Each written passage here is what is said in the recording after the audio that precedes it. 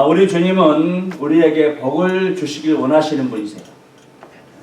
그런데 하나님께서 우리에게 복을 주시는데 꼭 거쳐야 될 통로가 있어요. 누굴 통해 주신다고요? 예수 그리스도. 예수 그리스도란 이 복의 통로를 통해서 우리에게 복을 내리시길 원하세요. 에베소서 1장 3절 말씀 보면은 찬송하리로다 하나님 곧 우리 주 예수 그리스도의 아버지께서 그리스도 안에서 하늘에 속한 모든 신령한 복을 우리에게 주시되 이렇게 시작하고 있어요. 우리 하나님 아버지께서 우리에게 복을 주시되 그리스도 안에서 하늘에 속한 모든 신령한 복을 우리에게 주신다 이렇게 말씀해 주고 있어요. 사랑하는 성도 여러분들, 우리 하나님 아버지께서 예수 안에 있는 그 신비로운 복들, 우리가 상상할 수 없는 복들을 여러분에게 부어주시기를 간절히 바랍니다. 아멘. 왜 예수님께서 우리에게 복을 주시길 원하시는가? 그것은 예수님이 우리 안에 들어와 계시기 때문에, 예수님이 우리 안에 들어와 계시기 때문에 하나님께서 우리 안에 들어와 계신 예수 그리스도를 보시고 우리에게 복을 주시는 거예요. 2017년에 시작하면서 교회가 어떻게 하나님을 기쁘시게 할까 고민을 많이 했습니다. 그런데 하나님께서 예수님을 너무너무 사랑하시고 예수님을 너무너무 기뻐하세요. 그래서 예수님 안에 배우고 예수님 안에서 훈련받고 예수님이 원하시는 것을 하는 그런 교회가 하나님께서 기뻐하시고 하나님께 좋아하시고 사랑하신다는 것을 깨달았어요. 그래서 2017년 표를 예수님께 배우는 교회라 이렇게 정해보았습니다. 예수님께 배우는 교회를 가장 잘 표현할 수 있는 구절이 바로 오늘 본문의 말씀입니다. 마태복음 11장 29절로 30절 말씀. 다시 한번 읽어봅시다. 시작. 나는 마음이 온유하고 겸손하니 나의 멍에를 메고 내게 배우라. 그리하면 너의 마음이 쉼을 얻으니 이는 내 멍에는 쉽고 내 짐은 가벼우니라 하시니라. 아멘. 예수님은 예수님께 와서 배우라고 그랬어요. 예수님께 와서 배우라. 예수님께서는 왜 우리에게 예수님께 와서 배우라 하셨을까? 그것은 예수님께서 온유하시고 겸손하신 분이기 때문에 그렇습니다. 고사성어 가운데 금묵자흑, 금묵자흑이라는 단어가 있어요. 금묵자흑. 묵, 불꽃 있을 때 검정 그 묵 있지 않습니까? 그 묵을 가까이 하는 사람은 흙, 까매진다 그런 말씀. 까만 것을 가까이 하면 까매지고 악한 것을 가까이 하면 악해지고 비방을 말하는 사람과 가까이 하면 비방해지고 거짓말을 가까이 하는 사람은 거짓말을 잘한다는 거죠. 그러나 용서를 잘하고 용납을 잘하고 또 관용을 베풀기를 좋아하고 진리로 살기를 원하는 그런 사람과 같이 사귀면은 그런 사람의 영향을 받게 되는 것입니다. 예수님께 와서 배우는 사람들은 예수님을 가까이 하라는 말씀입니다. 예수님께서 나는 마음이 온유하고 겸손하신 분이라고 말씀해 주셨어요. 우리가 예수님께 배워야 하는 이유가 바로 여기에 있습니다. 예수님은 온유하고 겸손한 분이세요. 온유라는 말은 길들이다. 전혀 길들이지 않는 그런 상태를 길들이다라는 그런 뜻을 가지고 있어요. 그래서 야생마가 있는데 들에 살아서 뛰돌면서 자기 힘을 주체할 수 없을 정도로 뛰어다니는 그런 말들이 있어요. 그런 말들을 잡아가지고 코를 뚫어요. 그래서 목줄을 묶고 전원사가 그 말을 훈련시키잖아요.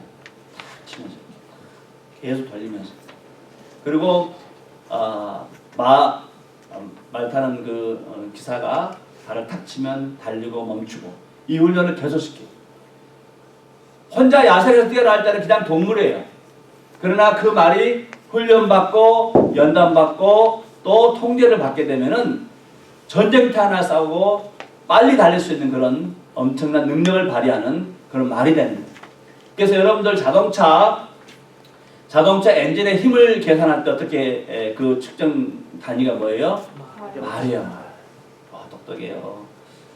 평소에는 좀 내가 몰랐는데 아주 똑똑해요. 예. 마력이 몇 마력이, 말이 몇 마력이 끌고 있는가, 그거로 힘을 체크하지 않습니까? 그만큼 통제된, 훈련되어진, 길들여진 그런 상태를 바로 온유한 상태라 이렇게 말해요. 어렸을 때 바닷가에 살았는데 소를 그 장기 가는 훈련을 시키는 걸 봤어요. 중간쯤 자라는 소인데 중간쯤 자란 소에다가 코를 뚫고 멍에를 씌워요. 그리고 바로 자갈밭으로 끌고 가는 것이 아니라 바닷가에 있는 모래밭으로 가요. 바닷가로. 그래서 쟁기도 보통 소가 끄는 쟁기가 아니라 작은 쟁기예요. 작은 쟁기를 모래밭을 끌고 가는 거야. 모래밭 얼마 끌기가 쉬워요. 그냥 소는 그 소는 자기가 힘이 센 줄 알았을 거예요. 뭐 엄청나게 큰 모래더미가 막 이렇게 일어나고 술술술술 가게 되니까. 그런데 그렇게 가면서 뭐가 나와요? 대합도 나오고 또 조개도 나오고, 조개나 대합이나 같은 말이지만은 그 꼬막 같은 거 이런 게 나와요. 그러니까 다 돌면은 다시 돌려요. 돌려가지고 다시 일하면서 이렇게 가거든요. 또 돌면 다시 이렇게. 이게 밭가루 훈련을, 밭 고랑 만들어 훈련을 시키는 거예요. 고랑과 이랑을 만들어 훈련을 이렇게 하는 거예요. 아주 쉬운 그런 모래밭이거든요. 그 다음에 조금 자라면 좀 더 센 거친 그런 밭으로 가요. 그 다음에 다 상상했을 때는 자갈밭도 갈 수 있는 그런 소가 만들어집니다.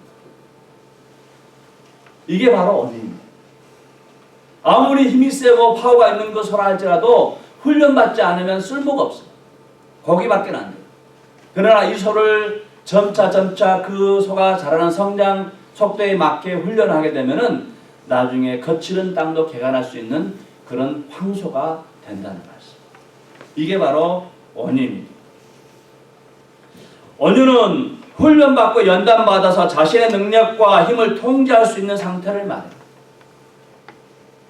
훈련받고 연단받아서 자신의 능력과 자신의 힘을 통제할 수 있어요.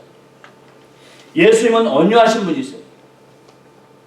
예수님의 뜻보다도 아버지의 뜻을 따라서 이 땅에 오셨어요. 예수님은 파워가 있어요. 온유의 주관자시고 능력이 있어요. 그럼에도 불구하고 자신의 힘과 능력과 그 권능을 사용하지 않았어요. 철저히 아버지 뜻에 복종하세요. 돌을 가지고 뭘 만들 수 있어요? 떡도 만들 수 있어요. 돌들을 들어서 아브라함 자손을 만들 수가 있어요. 예수를 체포하러 온 대사에 보는 군병들을 천사들 동원해서 그 군병들을 다 죽일 수가 있었어요. 십자가를 지지 않을 수도 있었어요. 그럼에도 불구하고 예수님은 그 자신의 힘과 능력을 제어를 했어요. 억제를 하고 통제를 했어요. 이게 바로 온유인 것입니다. 막 달려가고 싶은데 브레이크를 밟는 것. 절제하는 것. 화가 나지만 화가 나는 걸 참는 것. 이것이 바로 온유인 것입니다. 베드로는 여러분 잘 알다시피 온유한 제자가 아니었습니다. 성격이 급하고 개판하고 실수가 많은 사람. 말이 거칠어요. 예수님께 십자가 못 박히기 전날 밤에 대제사장의 군병들이 찾아왔어요. 그때 베드로가 대제사장의 종의 귀를 잘라버려요. 칼로. 말고라는 그 종의 귀를 잘라. 예수님께 다시 붙여주잖아. 힘을 통제를 못해. 주체를 못해. 성질을 이겨내지 못해. 그런데 예수님께서 부하로 베드로를 만나서 베드로에게 당부하죠. 요한복음 21장 18절 말씀. 내가 진실로 진실로 내게 이르노니 내가 젊어서는 스스로 띠뛰고 원하는 곳으로 다녔거니와 늙어서는 내 팔을 벌리더니 남이 내게 띠뛰고 원하지 아니하는 곳으로 데려가리라. 젊어서는 자기가 스스로 허리 띠뛰고 자기가 하고 싶은 대로 다녔어요. 하고 싶은 대로 말하고 하고 싶은 대로 행동했어요. 그러나 성령이 이끌려서 성령이 제하시는 힘, 성령이 원하시는 곡으로 자기가 원하지 않는 방향으로 베드로가 복음을 증거하고 선교하다가 마지막에 로마에서 십자가에 못 박혀 죽게 됩니다. 자신의 힘과 능력을 훈련받고 통제받을 때 이 사람이 하나님의 사람으로 쓸모가 있다는 사실.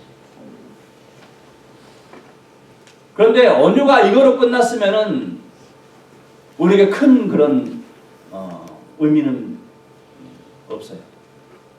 언유에 또 다른 의미가 있어요. 언유의 또 다른 의미는 완화시키다, 완충시키다는 의미를 가지고 있어요. 배가 부둣가로 들어올 때 그 바지, 그 선착 옆에다가 배를 대지 않습니까? 근데 그 어마어마한 배가 들어올 때 그 밀고 들어온 파워가 엄청납니다. 이 압력이. 그래서 이 선창에 부딪히게 되면 선창이 부서지거나 배가 얼그러지거나 해요. 다 찌그러들거나. 제가 배를 타봤지 않습니까? 그런데 그 선창과 이 배가 밀고 들어올 때 이 사이를 완화시켜주는 거 있어요. 뭐예요? 엄청나게 큰 타이어예요. 타이어. 대형 트럭의 타이어. 그 어마어마한 타이어가 그 군함과 함선들이 부딪힐 때 그것을 막아주는, 완충시켜주는. 꾹꾹꾹꾹. 안 그러면 그 날카로운 돌멩이에 다 부딪혀서 배가 망가져. 나무 목선들은 다 깨져. 근데 그 타이어들이 다 이렇게 보호해줘. 누르면 쑥 있다가 다시 쭉 나와. 타이어 같은 역할. 상대방에 부딪힐 때 완화시키고 완충시켜주는 그 타이어 역할을 하는 그런 것이 바로 언유인 것입니다. 이렇게 날카롭고 대립되고 분쟁하고 서로 찌르고 그런 공동체, 그런 가정, 그런 교회, 그런 곳에 이 온유한 사람, 완충시켜주는 사람이 있을 때 그 공동체는 화목해요. 이런 역할을 가장 잘했던 사람이 역사상 누구예요? 모세예요. 모세. 그래서 하나님께서 모세를 칭찬하셨어요. 민수기 12장 3절 말씀 시작. 이 사람 모세는 온유함이 지면의 모든 사람보다 더하다. 모세는 이 완충작용을 잘했어요. 계속 백성들이 모세에게 원망하고 불평하고 욕을 하는 거예요. 그런데 모세는 그 백성들의 모든 그 원망과 불평을 듣고 그것을 가지고 모세는 백성들이 모세를 돌로 죽이려고 그래요. 원망하고 불평하고 돌로 죽이려고 그래요. 그때 모세는 어떻게 해요? 엎드려요. 민수기 15장 14장 5절 말씀 모세와 아론이 이스라엘 자손 온 회중 앞에서 엎드린지라. 이스라엘 백성이 가나안 땅이 무섭다고 애굽으로 다시 돌아가려고 그래요. 그러면서 모세와 아론을 돌로 쳐 죽이려고 해요.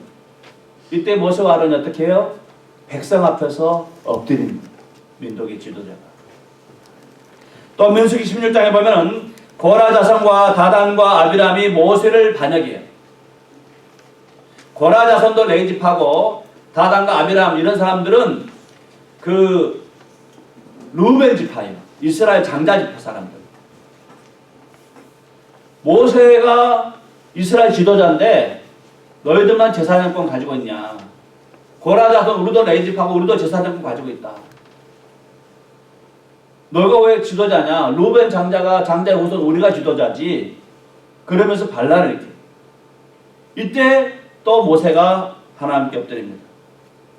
민수기 16장 4절 모세가 듣고 엎드렸다가 모세가 하는 것은 엎드린 것밖에 없어요.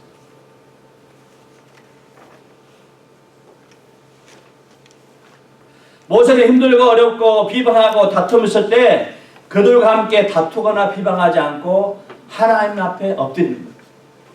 민수기 11장 11절 말씀 같이 한번 읽어볼까요?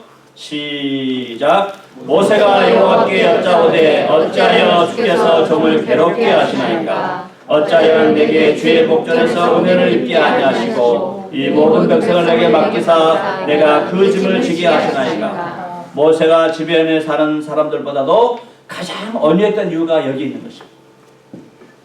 사람들 앞에 엎드리고 하나님 앞에 엎드려요. 그래서 하나님 앞에 백성들이 가져온 모든 그런 상처들을 하나님께 고백합니다. 만약에 그 백성들이 원망한 것을 모세가 중재하지 않았으면 하나님께서 백성들 다 죽였을 거예요.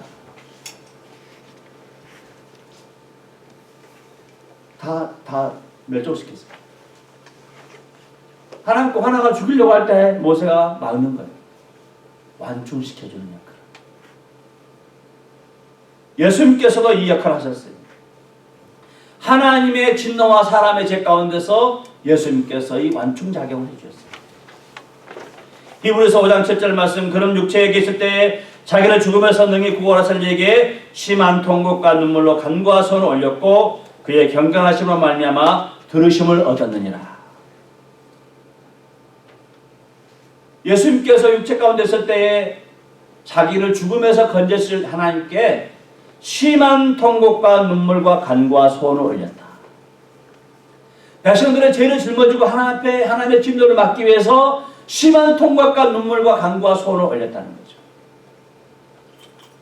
또 골로새서 1장 22절 말씀, 이제는 그의 육체의 죽음으로 말미암아 화목하게 하사 너희를 거룩하고 흠없고 책망할 것이 없는 자로 그 앞에 세우고자 하셨으니, 예수님께서 대신 죽으셨어요. 하나님의 진노를 대신 몸에 받으시고 대신 죽으셨어요. 그래서 하나님의 진노를 누그러뜨리고 백성의 죄를 속량하는 화목제물이 되셨어요. 이것이 바로 온유한 사람의 대표적인 모습입니다.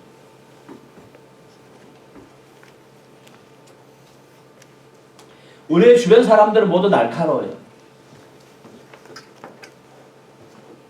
하나님께서 가족을 주셨지만은 이 가족 안에서도 너무 상처가 많아요. 부모는 자녀 때문에 상처받고, 남편은 아내 때문에 상처받고, 아내는 남편 때문에 상처받고, 자녀는 부모 때문에 상처를 받아. 그렇지? 한 가정으로 묶어졌는데 엄마가 계속 혼내는 거야. 네 어저께 만나지 말아 했잖아. 왜 또 가서 만나?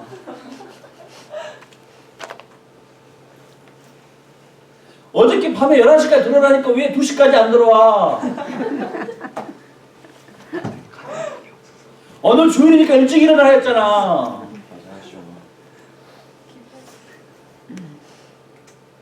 게임 1시간 말아야지. 왜 2시간 짜고 있어?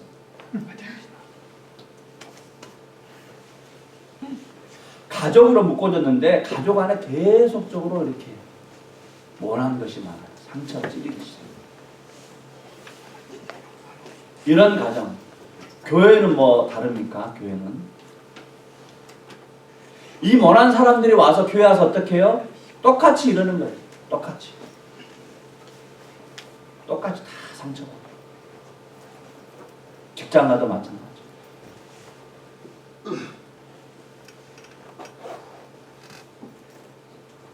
예수님처럼 온유하고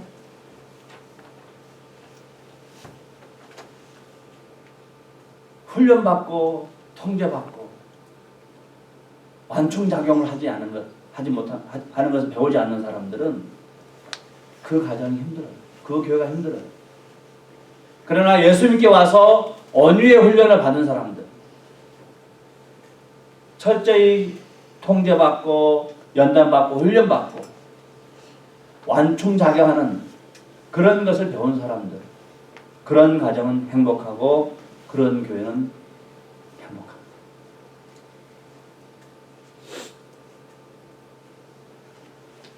여러분들 예수님께 와서 예수님이 온유를 배우셔서 아름답고 복된 가정 되시길 간절히 바랍니다. 네. 예수님께 또 하나 말씀해 주신 것이 온유와 같이 나온 게 뭐예요? 온유하고 겸손함. 겸손이란 말씀은 참 정의하기가 어려워요. 그런데 겸손은 한 단계 내려와 앉아 있는 것, 한 단계 내려와 서 있는 것, 이것을 겸손이라고 해요. 자기의 본래 위치에서 내려오는 것, 이것을 겸손이라고 말합니다. 왕이 왕복을 화려하게 입고 왕의 자리에 앉아 있는 것, 이것은 당연한 거예요. 왕은 그 자리에 앉아 있어야 돼요. 그런데 왕이 서민복으로 갈아입고 서민의 식사를 같이 먹고 서민들 같이 이야기하고 이런 왕을 어떤 왕이라고 그래요? 겸손한 왕이라고 그래요. 자기가 정해진 그 위치에서 한 단계 내려오는 것. 이것이 바로 겸손입니다. 어떤 사람이 잔치집에 초청을 받았어요. 초청을 받았는데 초청 받은 자리가 있어요. 당신 이 자리입니다. 당신 이 자리입니다. 다 자기 자리가 있어요. 위치가 다 있는데 그 자기 정해진 자리에 가서 앉은 것은 당연한 거예요. 그런데 자기가 정해진 그 자리보다도 더 아랫자리에 앉게 되면은 이 사람이 겸손한 사람. 누가복음 14장 10절 말씀 보면은 청함을 받았을 때에 차라리 가서 끝자리에 앉으라. 그러면 너를 청한 자가 와서 너더러 버시에 올라 앉으라 하리니 그때에 함께 앉은 모든 사람 앞에서 영광이 있으리라. 예수님께서 하신 말씀입니다. 청함받은 자리에 있을지라도 끝자리에 가서 앉으면은 나중에 높여줄 것이다. 말씀. 자기가 앉아야 될 자리, 자기가 누려야 할 주권과 권리와 그런 대접, 이것보다도 한 단계 낮게 대접받고 그런 자리에 사는 것. 이것이 바로 겸손이라는 것입니다. 예수님께 와서 배우라. 나는 마음이 온유하고 겸손하다. 예수님께서 겸손하니까 내게 와서 배우라는 것은 예수님께 실제적으로 겸손하시기 때문에 그래요. 빌립보서 2장 6절 7절 말씀 같이 한번 보겠습니다. 시작. 그는 근본 본처시나 하나님과 동등됨을 취할 것으로 여기지 아니하시고 오히려 자기를 비워 종의 형체를 가지사 사람들과 같이 되셨고 그는 근본 하나님의 뭐라고요? 하나님의 본처시다. 하나님이시라는 거죠. 하나님.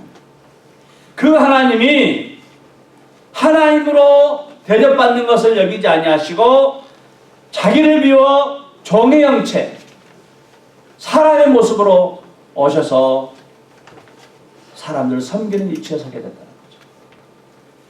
하나님의 자리에서 내려오는 분. 그렇기 때문에 예수님은 겸손하신 분입니다. 그 예수님의 겸손을 배우라는 거죠.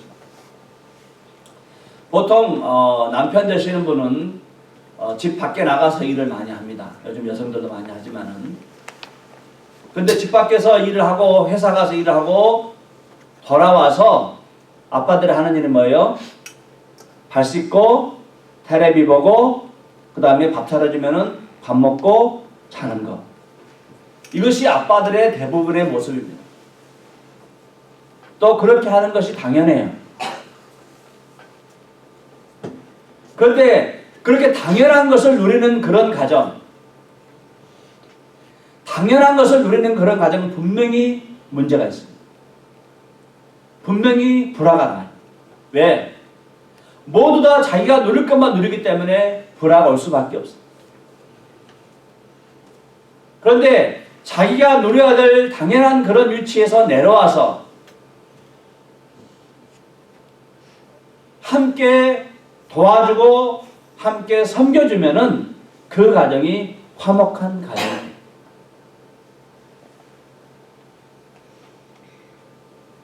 남편이 나는 내가 주인이다. 그럴 때부터 문제가 발생하시다. 누가복음 17장에 보면은 예수님께서 비유로 말씀하셨어요. 한 종이 있는데 이 종이 밭에 나가서 포도밭에 갔다 열심히 일하고 또 밭을 갈고 풀을 베고 수고를 많이 했어요.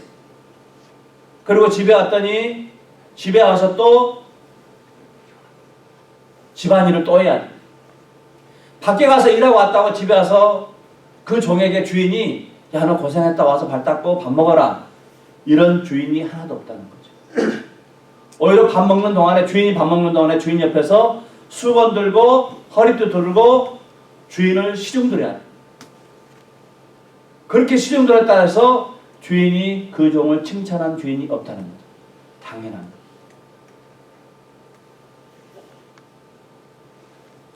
누가복음 17장 10절 말씀, 이와 같이 너희도 명령받은 것을 다 행한 후에 이르기를 우리는 무익한 종이라 우리가 하야 할 일을 한 것뿐이라 할지라.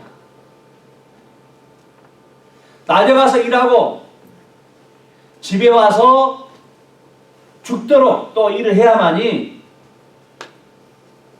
된다는 것입니다. 그렇다 해서 당신 오늘 고생했어, 그런 말을 기대하지 말라는 거예요. 무익한 종이기 때문에. 목사님 그렇죠? 기다렸습니다.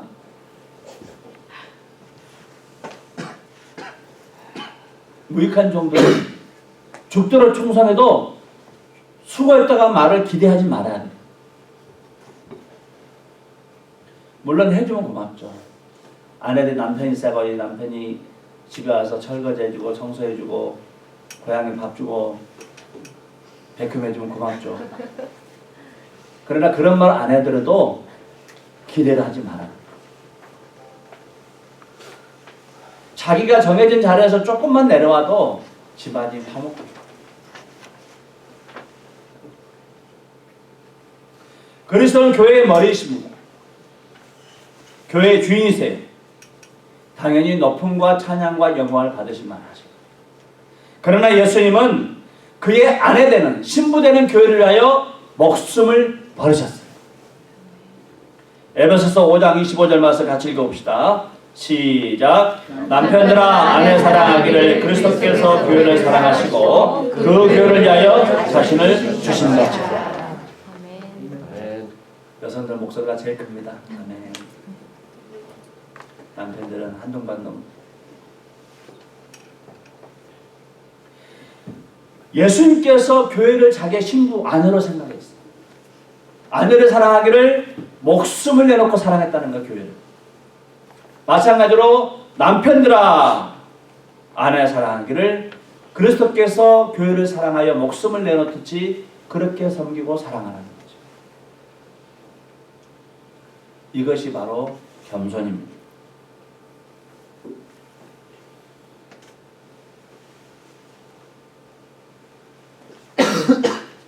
사랑하는 성도 여러분들, 우리가 모든 걸 누릴 수 있는 그런 권리와 자격이 있다 할지라도 예수님처럼 자신의 위치에서 한 단계 내려와서 섬기는 것, 이런 섬김의 자세가 있는 그런 가정, 이런 겸손의 모습이 보이는 그런 교회, 이런 교회가 화목하고 이런 가정이 화평할 줄로 믿습니다. 아멘. 그렇다면 우리가 예수님의 온유를 배우라 했는데 예수님께 어떻게 온유와 겸손을 배울 수 있을까? 그게 문제잖아요.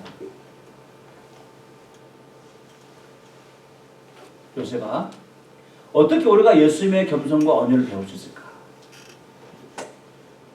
요셉은 지금 베드로처럼 훈련받는 단계에 있어요. 힘이 많고 막 쉬지 않고 움직여야 돼. 그러나 그 힘과 능력이 온유하게 길들여지고 다듬어지고 또 겸손히 섬기는 자세로 바뀌면은 베드로처럼 엄청난 큰일을 할 수 있어요. 우리가 어떻게 예수님의 온유와 겸손을 배울 수 있을까? 나는 마음이 온유하고 겸손한 나의 멍에를 메고 내게 배우라. 여기서 이 배우다라는 단어는 마세테우오라는 단어입니다. 마세테우. 이 단어 뜻은 청종하다는 말이에요. 청종하다. Listen to me. 배우가 listen to me. 이게 바로 청종이에요. 스승의 가르침을 잘 받으려면 스승에게 귀를 조금 세우고 듣는 것. 이게 바로 청종이죠. 그런데 청종하다는 의미로 이해할 때 예수님께서 말씀하신 것이 잘 이해가 안 돼요. 나의 멍에는 쉽고 가벼우니 내게 와서 배우라. 그런데 우리가 예수님의 십자가를 가볍고 쉽다고 생각하는 사람 하나도 없어요. 기도하고 전도하고 말씀 묵상하고 찬양하고 선교하고 이런 일에 대하여 쉽다 가볍다고 생각하고 느낀 사람 하나도 없다는 거죠.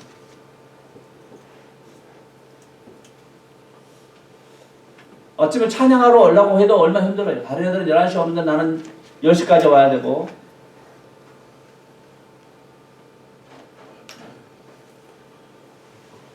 주일날 늦잠 자야 되는데 늦잠도 못 자고.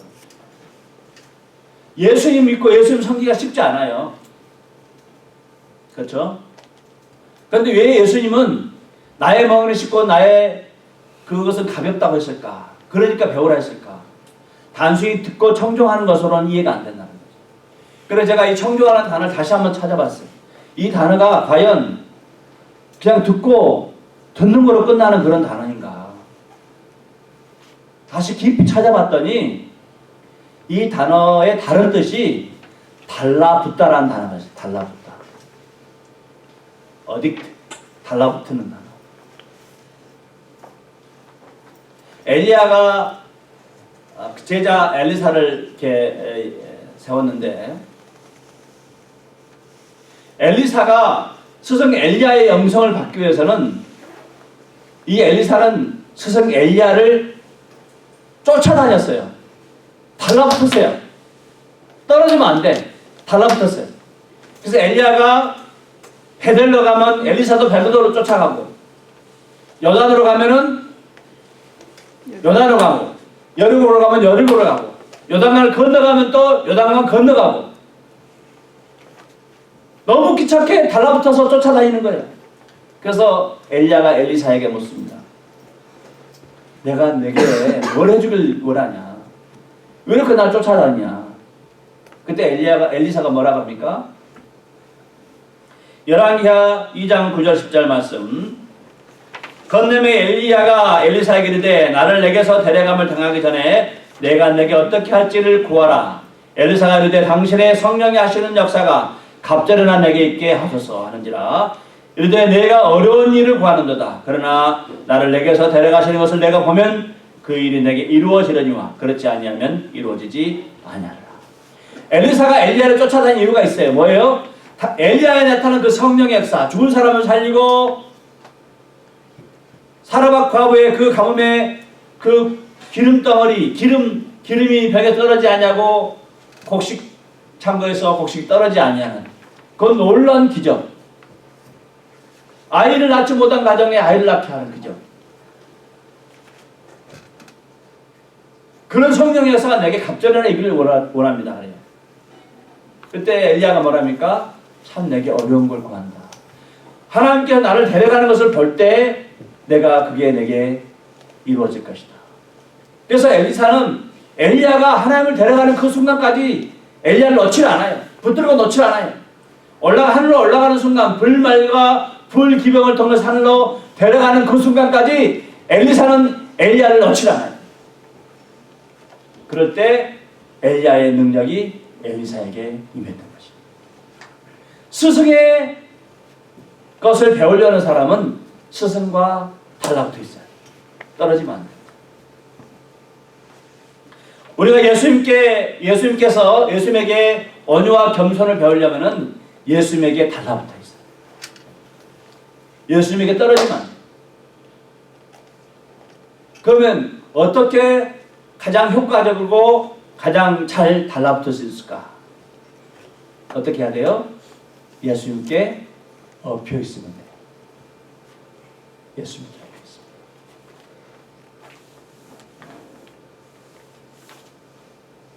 우리가 우리의 십자가를 가볍게 지고 할 수 있는 방법, 우리의 짐을 가볍게 지고 할 수 있는 방법은 예수님 등에 엎히는 거예요.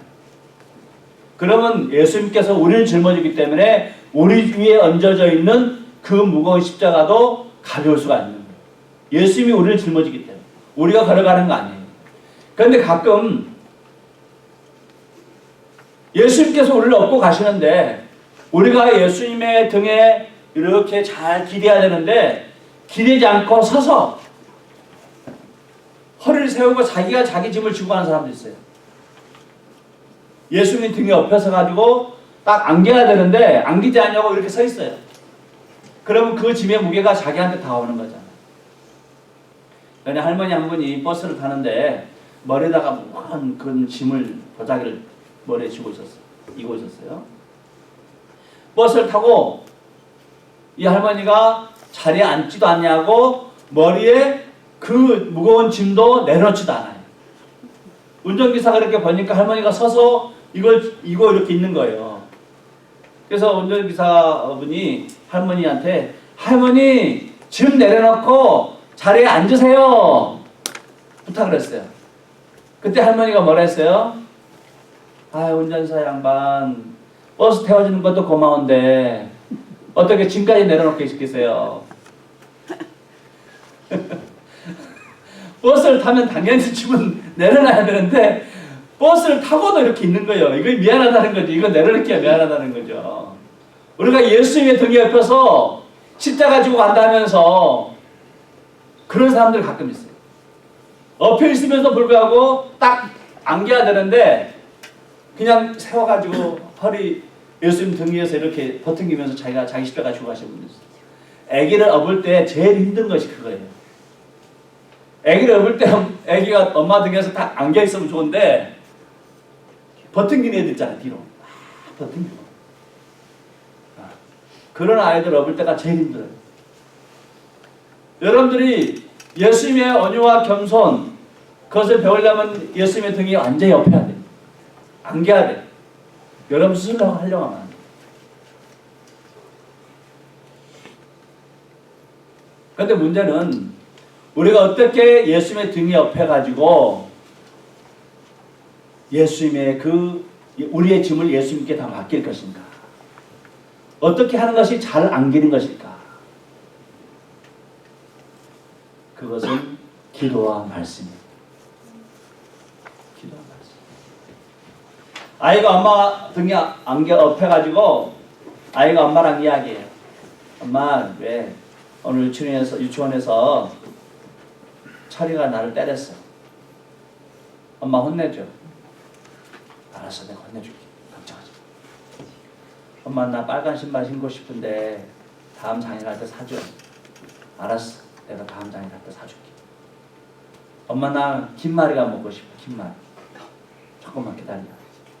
제가 사줄게. 아이가 엄마 등에 엎여가지고 자기에게 필요한 거, 먹고 싶은 거 다 이야기하는 거예요. 누구한테 혼난 거, 누가 괴롭힌 거, 힘들고 슬픈 거 다 엄마한테 이야기해요. 엄마 귀에다 대고. 엎여 있으니까 엄마 귀가 얼마나 가까워요? 엄마는 뭐라 그래요? 엄마는 아이가 대놓고 이야기하잖아요. 세상에서 가장 아름답고 행복한 모습이 그 모습이에요. 아이는 엄마에게 이야기하고 엄마는 아이에게 이야기하고. 이것을 신학적으로 성경적으로 기도와 말씀이라고 합니다. 할렐루야. 네. 아이가 엄마에게 이야기하는 이 모습, 우리가 예수님의 귀에다 대놓고 등 옆에서 이야기하는 모습 똑같습니다. 이것을 뭐라고 그래요? 기도라 그럽니다. 또 예수님께서 우리에게 하고자 하는 말씀, 엄마가 아이에게 하는 말씀 같이 예수님께서 우리에게 하고자 하는 말씀, 이런 말씀을 우리는 성경이라 그렇게 말씀합니다. 가장 효과적으로 예수님의 등에 엎여서 온유와 겸손을 배울 수 있는 방법, 그것은 바로 기도와 말씀. 할렐루야. 네. 그런데 기도하라 그러고 말씀 묵상 큐티하라 그러면 힘들어. 근데 이야기하는 걸 듣고 이러면 쉬워요. 그래서 여러분들이 기도와 말씀을 너무 어렵게 생각하면 안 돼요. 이렇게 자기 하고 싶은 대로 말을 하는 걸 가장 잘했던 사람이 누구예요? 다윗이에요. 다윗의 시편을 보면은 다윗이 자기가 상처받았던 것, 혼난 것, 자기를 미워했던 그 모든 사람들을 다 하나님께 고자질해요.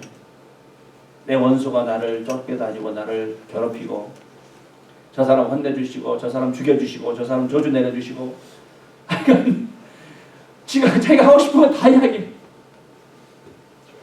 하나님께 또 다윗 편 들어주잖아요. 그게 바로 뭐예요? 오늘날 성경이 된 거예요. 시편이 성경이 됐어요. 제가 미국에 와서 한 가지 하나님께 큰 은혜를 받은 게 있어요. 그것은 하나님께 마음껏 이야기할 수 있는 그런 시간과 공간이 있다는 거예요. 하루는 산에 이제 동산에 올라가서 기도하는데 보통 1시간 동안 걸으면서 밤에 조용히 예수님 생각하고 생각난 사람들 기도합니다. 그리고 올라가서 이제 돌판 위에서 앉아서 기도하는데 너무 속상해요. 너무 답답하고. 그래서 그냥 마음 놓고 실컷 울었어요. 그냥 한참 울고 있는데 한 무리의 사람들이 왔어요. 그래가지고 나한테 와가지고 Are you okay? Are you okay? 저한테 무슨 문제 있는 줄 알고 Are you okay?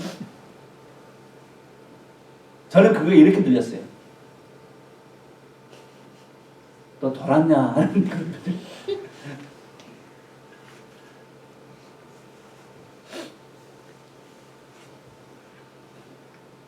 마음 놓고 기도할 수 있는 거, 하고 싶은 대로 할 수 있는 거, 자기 의사를 표현할 수 있는 거, 이런 시간과 장소를 가지고 있는 사람이 복이 있는 사람입니다.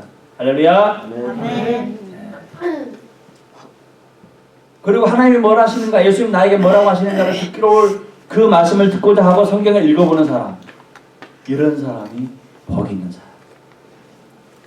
저는 사도행전에 예수님의 제자들이 말씀과 기도에 전무하겠다. 그게 가능한가? 그게 가능하지 않겠더라고요. 어떻게 사람인데 하루 종일 말씀만 보고 하루 종일 기도만 할 수 있을까? 사람이 어찌 그렇게 살 수 있을까? 근데 가능하더라고요. 그게. 우리 장로님 보니까 눈만 뜨면 성경 치고 펴고 있겠어. 눈만 뜨면. 밥 먹는 시간 외에는 눈만 뜨고 성경. 버스 안에도 비행기 안에서 가능하더라고. 그걸 보니까. 예.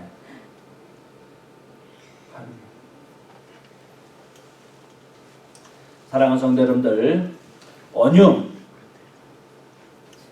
우리 주님으로부터 훈련받아서 통제하고 절제하고 또 완충하는 그런 능력을 받고 열어보는 곳이 가는 것이 다 화평의 역사, 변화되는 역사이길 간절히 바랍니다. 아멘. 또 겸손, 제가 당연히 누릴 수 있는 것들을 조금씩만 포기하세요.